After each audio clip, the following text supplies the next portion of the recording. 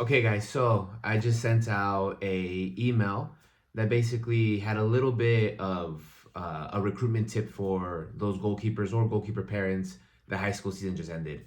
I'm not sure where high school season is going at the moment for you, but here in Vegas, we're starting to enter, second round and third round. I've seen a few videos on social media of high school players now going through the newfound phase, whether they're seniors or freshmen or in between, where they now understand that, well, they've lost, season is over, and now they shift their attention, if they still have time, into the club, or they start shifting their attention into club with understanding that the time is coming down and start to get ready for college.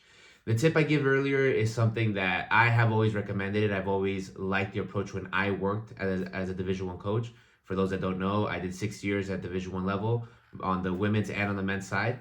And those are simple tips that have reached, at least for us when I was at UNLV, have allowed us to pursue more goalkeepers at that time. And to just kind of to go in depth, the big thing here is obviously how do we plan our recruitment video, which is one of the biggest things that people have questions in, right? It's always a kind of like a highlight. Maybe we look into other sports, into other positions, and try to mimic what we have. But it's very important for you to highlight what works for you as a goalkeeper. Example, we at KRONIS Academy, we will do a recruitment video that is based around the abilities of the athlete. But for anyone that's looking at this that doesn't have a KRONIS Academy near you, here's something that you can do with the footage that you just got from, hopefully, from high school soccer. But if you don't have any, you can still do within, the next upcoming club season or MLS next season or ECNL season or whatever season you have going on, right? And the biggest thing that I can suggest, and it's always the big eye catcher for us, is to showcase what you're the best at first. It's very important for you to understand that saves are not everything when you're trying to move into the next level, right? A lot of times we assume as goalkeepers that our job is to save the ball and that is it. When the reality is there's more to it as you get up in Division One or college world, right?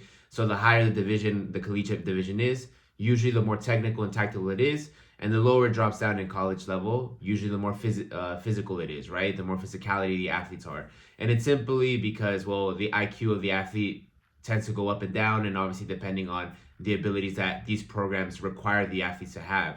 So that being said, it's always important to understand that you being able to save the ball is the same thing that 99% of the other goalkeepers that are trying to get this same job at this same college will be able to do.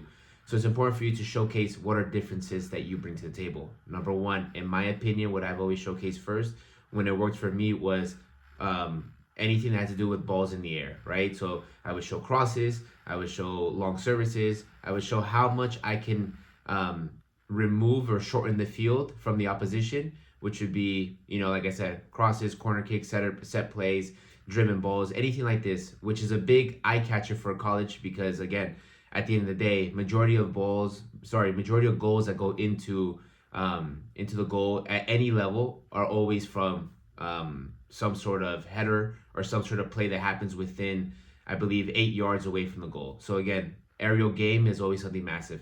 But let's say that you yourself, if you're watching this, or your child that's a goalkeeper, their best attribute is distribution. That's the first thing we're going to show. We're going to showcase what the athlete has to offer the most. And then from there, we'll slowly go tier off. And doesn't mean that it has to go in ranking, but we have to catch the attention of the college coach first with that, right? So let's just go with distribution. So we go for it. So it'll be maybe a breakdown of playing out the back, goal kicks, passes, side volleys, maybe, throwing and stuff like that, right? So that's the first eye catcher. And then we'll go into crosses. Then we'll go into 1v1s. Then we'll go into maybe at that point saves. It's always good to leave the saves at the end because, again, I should assume you as a high-level athlete that you can make big saves.